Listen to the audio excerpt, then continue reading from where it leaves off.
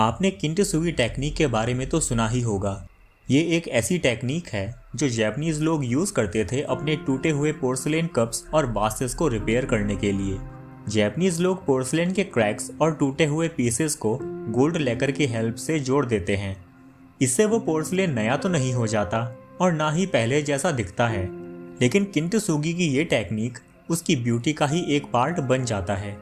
ये golden lines highlight करती हैं कि कैसे ये पोर्सलेन टूट गया था, लेकिन रिपेयर करने के बाद आज भी बहुत खूबसूरत है और पहले की ही तरह यूज़ किया जा सकता है। किंटसुगी सिर्फ एक ब्रोकन पॉटरी को रिपेयर करने का तरीका ही नहीं है, बल्कि उसके पीछे एक डीप फिलॉसफी छुपी हुई है जो रिलेटेड है एप्रिशिएशन ऑफ इम्परफेक्शन से, एक्सेप्टेंस ऑफ टेम्पोररीनेस से और acceptance of broken and scarred things से। क्योंकि ये फिलोसॉफिकल आइडियाज़ हमें हेल्प करते हैं ये समझने के लिए कि हम अपनी लाइफ को कैसे अप्रोच करते हैं और हमारी लाइफ के जो फ्लॉज हैं उनके प्रति हमारा एटीट्यूड कैसा है। क्योंकि अगर प्रेजेंट टाइम्स की बात की जाए तो हर कोई खुद को इम्प्रूव करना चाहता है और फ्लॉलेस रहना चाहता है, और इसकी वजह यह है कि हम परफेक्शन से ऑब्सेस्ड हैं। परफेक्शन से हम इतना ज़्यादा ऑब्सेस्ड हैं कि हम ब्रोकन थिंग्स को अपने घर से और अपनी लाइफ से बाहर फेंक देते हैं और ये भी नहीं सोचते कि उसे फिक्स किया जा सकता है और उसकी न्यू फॉर्म को अप्रिशिएट भी किया जा सकता है। इसके साथ ही किंटसुगी की ये टेक्निक प्रेजेंट टाइम में एक और बहुत ही इम्पॉर्टेंट चीज़ को शो करती है। वो चीज़ है कि हम अपनी कमियों को और अपने स्कार्स को छुपाने की कोशिश करते हैं, ना कि उन्हें डिग्निटी के साथ शो करने की। हमारा जो एटीट्यूड है towards our flaws, brokenness and imperfection, जब हम इसे अपनी पर्सनल लाइफ पे अप्लाई करते हैं तब ये और ज़्यादा इंटरेस्टिंग हो जाता है। हम में से ज़्यादातर लोग अपने पास्ट का बोझ अपने कंधों पर उठाकर घूमते हैं। हमारी लाइफ में जो बीता हुआ बुरा टाइम था वो हमें स्कार्स और क्रैक्स दे जाता है और हमें डैमेज कर देता है, लेकिन हम जिंदगी भर इन स्कार्स और क्रैक्स को छुपाने की कोशिश करते हैं। लेकिन किंटसुगी एक ऐसी आर्ट है जो ब्रोकननेस को छुपाती नहीं है, बल्कि इसे खूबसूरती का ही एक हिस्सा बना देती है।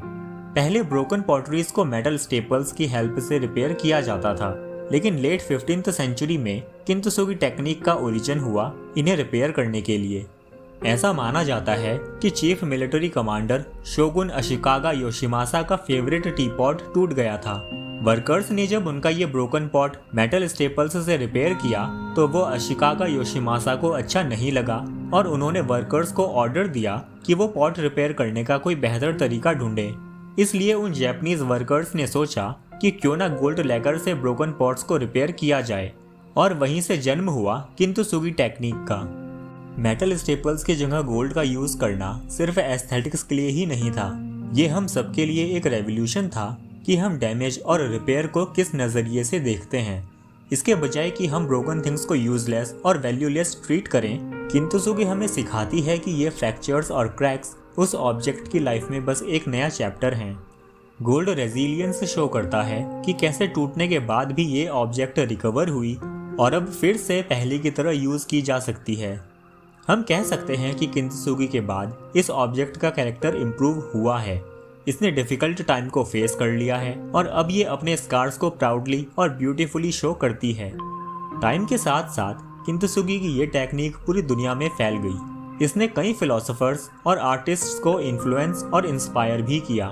किंटसुगी कई चीज़ों को हाईलाइट करती है, जैसे appeal of brokenness and healing, respecting the past, और कैसे हमारे फ्लॉज हमारी वैल्यू और ब्यूटी को इम्प्रूव कर सकते हैं। और इसी वजह से किंटसुगी स्टाइल्ड पॉटरी भी पूरे वर्ल्ड में बहुत फेमस भी है। आइए किंटसुगी की फिलोसफी को एक एग्जाम्पल की हेल्प से और डिटेल में एक्सप्लोर करते हैं।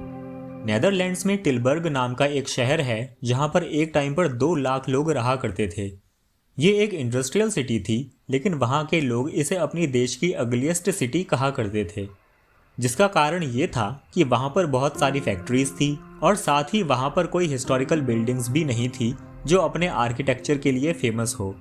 नेदरलैंड्स में जिन सिटीज़ को ब्यूटीफुल कंसीडर किया जाता है उन सिटीज़ में city wall, canals, typical Dutch houses और कैथेड्रल होते हैं, लेकिन टिलबर्ग में ऐसा कुछ नहीं था। ये शहर कुछ गाँव को मिलाकर बनाया गया था और इसलिए यहाँ कुछ खास देखने की चीज़ नहीं थी। टिलबर्ग में पहले टेक्सटाइल इंडस्ट्रीज हुआ करती थी, लेकिन वो सब फैक्ट्रीज बाद में बंद हो गई थी और अपने पीछे छोड़ गई पुरानी बिल्डिंग्स और वर्कर्स के घर जहां पर कोई रहना नहीं चाहता था। टेक्सटाइल इंडस्ट्रीज के अलावा टिलबर्ग में ट्रेन मेंटेनेंस वर्कशॉप्स भी थी, जिसने बहुत बड़ा एरिया घेरा हुआ था। लेकिन ये वर्कशॉप्स भी बाद में अबेंडन कर दी गई और ये पूरा शहर खाली हो गया। लेकिन बाद में यहाँ की गवर्नमेंट ने ये सब पुरानी बिल्डिंग्स हटाने के बजाय ओल्ड बिल्डिंग्स को प्रिजर्व किया, उन्हें रिफर्बिश किया और फिर उन्हें दूसरे कामों में यूज़ किया जाने लगा। बड़े ट्रेन हॉल को फेस्टिविटीज़ के लिए यूज़ किया जाने लगा, फैक्ट्री बिल्डिंग फूड कोर्ट बन गई, पुराने ट्रेन सेट रेस्टोरेंट्स बन गए, ट्रेन डिपो पार्क बन गया और बार्न को लाइब्रेरी बना दिया गया, जिसे 2019 के वर्ल्ड आर्किटेक्चर फेस्टिवल में वर्ल्ड्स बेस्ट बिल्डिंग का टाइटल भी मिला।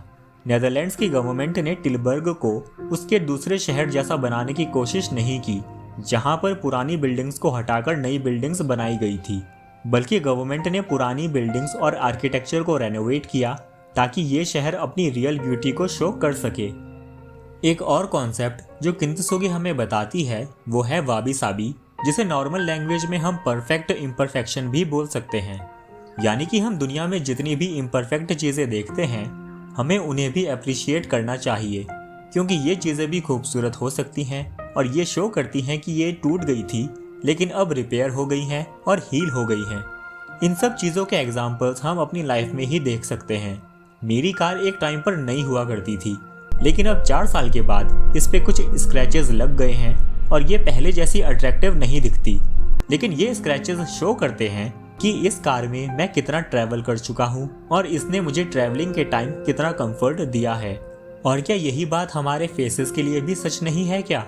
हमारी एज बढ़ती है, हम बूढ़े होते हैं और हमारे फेस पर रिंकल्स आ जाते हैं, लेकिन ये रिंकल्स ये भी शो करते हैं कि हमारे पास कितनी लाइफ स्टोरीज हैं, एक्सपीरियंसेस हैं और विजडम भी है जो हमने टाइम के साथ साथ गेन की है। वाबी साबी की तरह एक और जापानीज कॉन्सेप्ट जो किंतसुगी टेक्निक को कॉम्प्लीमेंट करता है वो है मोनो ना अवारे। मोनो ना अवारे का इंग्लिश में क्लोज ट्रांसलेशन होगा एम्पैथी फॉर थिंग्स। दुनिया में जितनी भी मॉन्यूमेंट्स हैं वो टाइम के साथ साथ डिके हो रही है और एक दिन ऐसा आएगा कि वो इस दुनिया से गायब ही हो जाएंगी। किंतसुगी इम्परमानेंस ऑफ थिंग्स को भी शो करती है, मतलब दुनिया में कोई भी चीज़ परमानेंट नहीं है। जो भी पॉटरी हमने बनाई है वो एक दिन टूट जाएगी। ये बात इस चीज़ को भी शो करती है कि दुनिया में जितनी भी चीज़ें हैं, चाहे नेचुरल हो या मैन मेड, एक दिन खत्म हो ही जाएगी। जब हम चीज़ों के बारे में इस तरह से सोचते हैं कि वो एक दिन खत्म हो जाएगी, तो ये बात हमारा पर्सपेक्टिव चेंज कर देती है।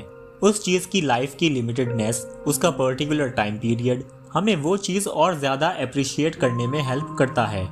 यही बात अपने साथ एक सैडनेस को भी लेकर आती है कि जो चीज़ हमारे पास आज है वो कल नहीं होगी।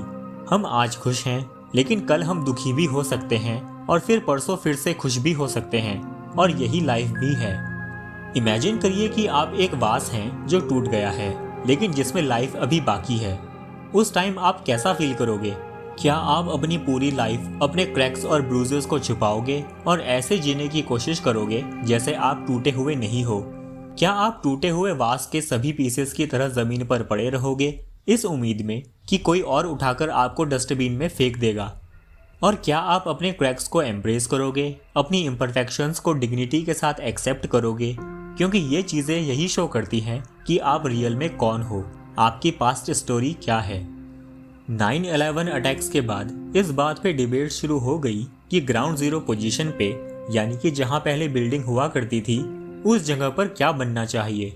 डेवलपर लैरी सिल्वरस्टीन, जिनके पास वर्ल्ड ट्रेड सेंटर कॉम्प्लेक्स का लीज था, उन्होंने इस बात पर जोर दिया कि यहाँ पर पहले की तरह ही commercial office space, twin tower बनाए जाने चाहिए ताकि ये जगह देखने से लगे कि यहाँ पर कोई टेररिस्ट अटैक नहीं हुआ है। लेकिन डिस्कशन के बाद सबने ये डिसाइड किया कि मेमोरियल और रीबिल्डिंग का काम साथ में किया जाना चाहिए। इसलिए आज उस ग्राउंड जीरो पर एक 9/11 मेमोरियल है, एक म्यूजियम है, एक नया स्काईस्क्रेपर भी है जो ऑफिस स्पेस के काम में लाया जाता है। इसके साथ ही यहाँ एक वर्ल्ड ट्रेड सेंटर भी है जिसे फ्रीडम टावर भी कहा जाता है। अगर कंबाइंड कंस्ट्रक्शन को देखा जाए तो ये किंतसुगी फिलोसफी का एक बहुत अच्छा एग्जाम्पल है। 9/11 मेमोरियल में 2 पूल्स हैं जिनमें से पानी एक बॉटमलेस पिट में गिर रहा है। साथ ही वहां पर उन सभी लोगों के नाम भी लिखे हुए हैं जो लोग इस अटैक में मारे गए थे। ये शो करता है कि इस अटैक ने अमेरिका को जो स्कार दिया है उसे वो छुपाने की कोशिश नहीं करते, बल्कि इससे अपनी सॉलिडेरिटी और स्ट्रेंथ शो करते हैं। इस मेमोरियल के पास एक स्टोरी है सुनाने के लिए, और ये अमेरिका की हिस्ट्री का एक हिस्सा बन गया है। साथ ही ये एक ऐसे हादसे की याद दिलाता है जिसने पूरी दुनिया को हमेशा के लिए बदल कर रख दिया है। इसलिए हमारी पर्सनल लाइफ में भी अगर कुछ ट्रॉमेटिक और ट्रेजिक हुआ हो तो उसके निशान हमें छुपाने नहीं चाहिए, क्योंकि वो हमारी लाइफ का ही हिस्सा होते हैं। बल्कि हमें उन निशानों पे, अपने उस बुरे वक्त पे और खुद पर भी गर्व करना चाहिए, क्योंकि हमने इन्हें ओवरकम किया, खुद को इम्प्रूव किया और अपना कैरेक्टर बिल्ड किया, जिसकी वजह से हम और भी बेहतर इंसान बन गए हैं। आई होप ये वीडियो आपको अच्छा लगा होगा। Thank you for watching and thank you for subscribing.